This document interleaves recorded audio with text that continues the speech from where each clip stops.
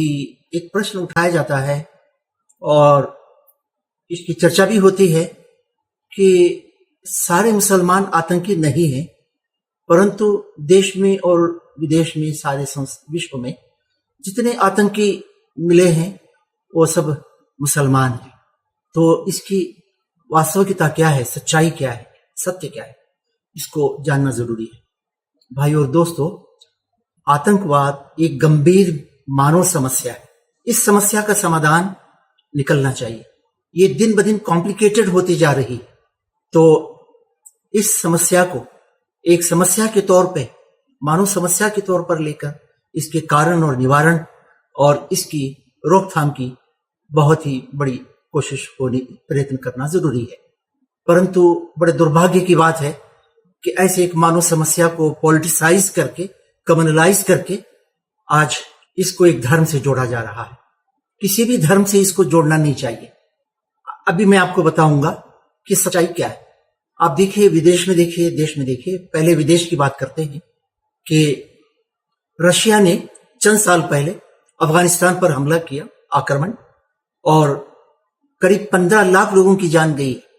तो क्या ये करने वाला कोई मुसलमान था? इसी प्रकार से आप देखिए, हमारे पड़ोस में अराकान, बर्मा जिसका पुराना नाम है, अराकान के अंदर रोहिंग्याओं पर जो अत्याचार होते रहे, उनकी जानें ली गई, बड़ी संख्या में महिलाओं की वहां उनके साथ बलात्कार हुआ। सब चीजें सोशल मीडिया और टीवी पर आ चुकी हैं। ये क्या ये करने वाला मुसलमान था? इसी प्रकार से आप देखें, अमेरिका में आए दिन नाइट क्लब में और शॉपिंग मॉल या फिर स्कूल कॉलेजेस वगैरह में, हॉलों में हमले होते हैं हथियारों से और बेकसूर लोगों की जान चली जाती है। क्या ये करने वाले सब मुसलमान हैं? न्यूजीलैंड की मस्जिद पर हमला हुआ, 50-60 लोगों की जान गई, बेकसूर लोगों की जान गई। क्या ये करने वाला कोई मुसलमान था? इसी प्रकार से आप देखिए, अमेरिका, इंग्लैंड ने विशेषकर मिलकर टोनी ब्लेयर, जॉर्ज बुश झूठ बोला, दुनिया को धोखा दिया, इराक के बारे में कहा WMD उसके पास है, weapons of mass destruction, attack किया और करीब 10 लाख लोगों की जान गई। उससे पहले जो सैंक्शन लगाए उन्होंने यूएनओ को दबाव डालकर, उसमें 6 लाख बच्चों की हत्या हुई है, यानी जान गई है। ये करने वाला कोई मुसलमान है? यहां श्रीलंका में एक अटैक हुआ। इसी प्रकार से आप देखें, अभी हमारे भारत के एक राज्य में बेकसूर पुलिस वालों की जान चली गई, उनकी हत्या हो गई। क्या करने वाला कोई मुसलमान था? इसी प्रकार से आप देखें, देश में नक्सलाइट मूवमेंट चल रहा है।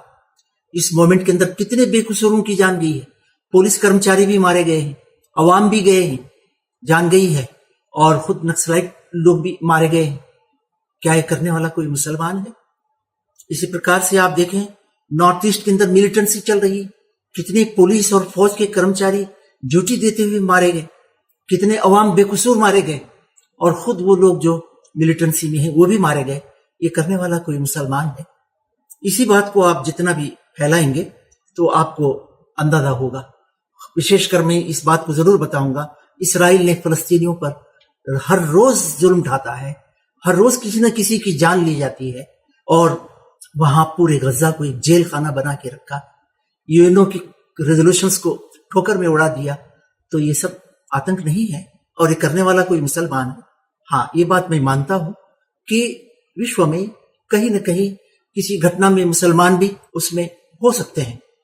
तो हमारा एक ही मानना है, कहना भी है कि इसकी इन्वेस्टिगेशन हो, इम्पार्शियल इन्वेस्टिगेशन, और केस चले, और अपराध सिद्ध होने पर कानून अनुसार जो बड़ा से बड़ा दंड हो सकता है वो दिया जाए। भाइयों, सज्जनों और दोस्तों, इस्लाम किसी सूरत से भी इसको स्वीकार नहीं करता। बेकसूरों की जान ली जाए। मन कतल नफ्सन बिगैर नफ्सिन औ फसादिन फिल अर्ज़ फकअन्नमा कतल अन्नास जमीआ। एक इंसान की हत्या बेकसूर की जाए, सारे मानव की हत्या करने के बराबर बड़ा पाप है। और सारे विश्व में, भारत में तमाम मुस्लिम संगठनों ने, ऑर्गेनाइजेशंस ने एक आवाज होकर आतंकवाद को मुस्तरद किया है, उसको उन्होंने कंडेम किया है, उस पर रेजोल्यूशंस पास किए हैं, और किसी सूरत से आतंकवाद की कोई सपोर्ट या सराहना करने का कोई प्रश्न ही नहीं पैदा होता। इसको कंडेम ही किया जाएगा, इसको समाप्त होना है।